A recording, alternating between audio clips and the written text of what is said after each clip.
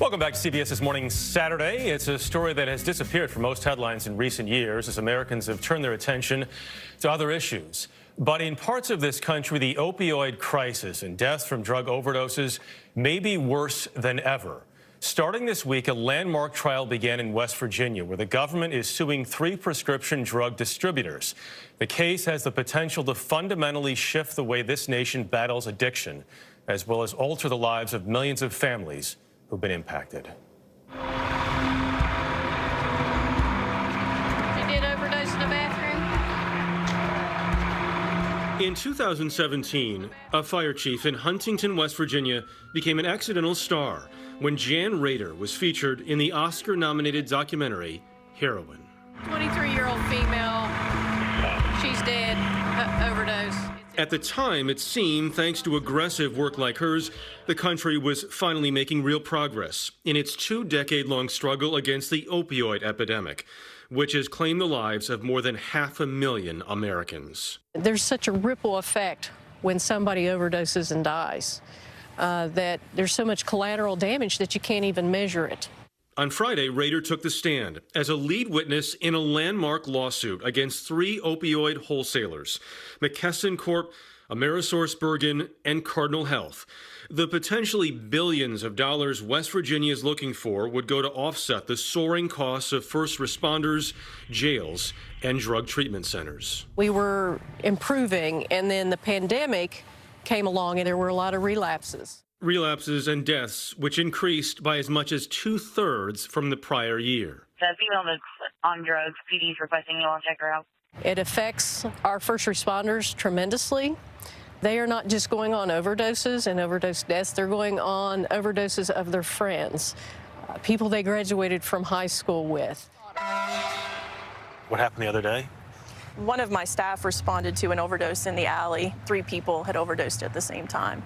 3? 3. So Amanda Coleman runs Harmony House, which helps people experiencing homelessness, another problem that has reached epidemic proportions in the last year. What comes first, the homelessness or the drug use? almost always the drug use. Over the past decade, the 3 defendants in the West Virginia lawsuit have shipped more than 81 million doses of prescription opioids to this county, which only has a population of 91,000. According to the CDC, users who start on prescription pills are far more likely to turn to more deadly options, like heroin or fentanyl. And the problem has become generational. Addicts who are now adults, raising children in an environment where they're surrounded by drug abuse. How do you break that cycle? We've got to do lots of work to prevent our kids from using, to provide them with the supports that maybe they're not getting in a household. But we've also got to help people who are using right now so we can reduce the trauma on the kids that are living in those households. And you believe drug manufacturers or drug distributors should pay for that?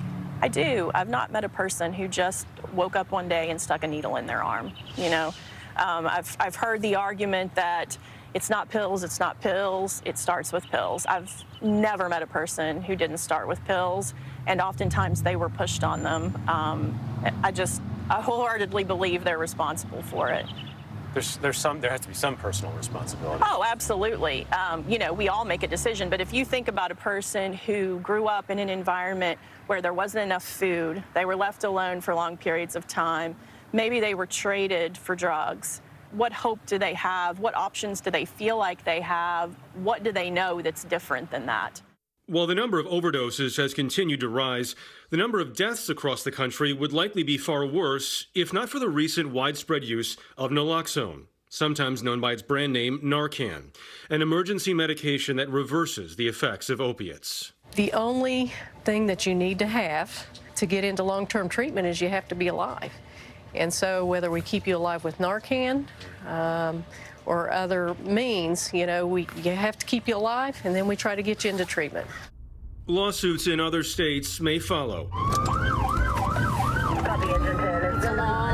But West Virginia is where the crisis first unfolded.